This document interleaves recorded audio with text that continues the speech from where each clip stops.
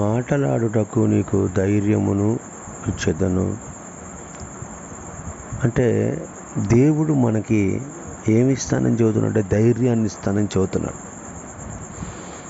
దేనికి మనకి ధైర్యం కావాలంటే, ఏ సమస్యలు మనల్ని భయంలోకి తీసుకొని వెళ్తున్నాయో, ఏ సమస్యలు మనల్ని కలవరాల్లోకి తీసుకొని వెళ్తున్నాయో వాటన్నిటిలో నుంచి ప్రభు విడిపించాలని. చూడండి, ఏదైనా తోటలో దేవుడు ఆదాముని పిలుస్తున్నాడు. ఆదాము ఎక్కడున్నావంటే, నీ స్వరం విన్నప్పుడు భయపడ్డానన్నాడు. నా ప్రియమైన దేవుడు అంటాడు, ఎందుకు భయపడుతున్నావు?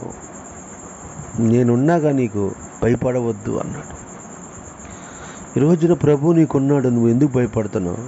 నీ బిడ్డల గురించి కానీ, నీ కుటుంబం గురించి కానీ, నీ వ్యక్తిగతమైన జీవితంలో కానీ ప్రభు నిన్ను విడిపిస్తాడు. ఆ భయంలో నుంచి నిన్ను తొలగిస్తాడు. అందుకని దేవుడు చెబుతున్నాడు, నీకు ధైర్యపు ఆత్మని నేను ఇస్తున్నాను. రాబోతున్న ప్రతి ఒక్క సమస్యని తప్పిస్తాడు. ఆయన నమ్ముకొని ఆయన యందు విశ్వాసం ఉంచు. ఆయన కొరకు బ్రతకటానికి, ఆయన కొరకు నిలబడటానికి ముందు కొనసాగించబడగలిగితే నీ ఆత్మీయమైన జీవితంలో అద్భుతమైన కార్యాలను చూస్తావు, ఆశ్చర్యమైన కార్యాలు చూస్తావు. నీకు, నీ కుటుంబానికి ఆయన ధైర్యమునిచ్చి నిన్ను, నీ కుటుంబాన్ని ఆశీర్వదించునుగాక. ఆమేన్, ఆమేన్.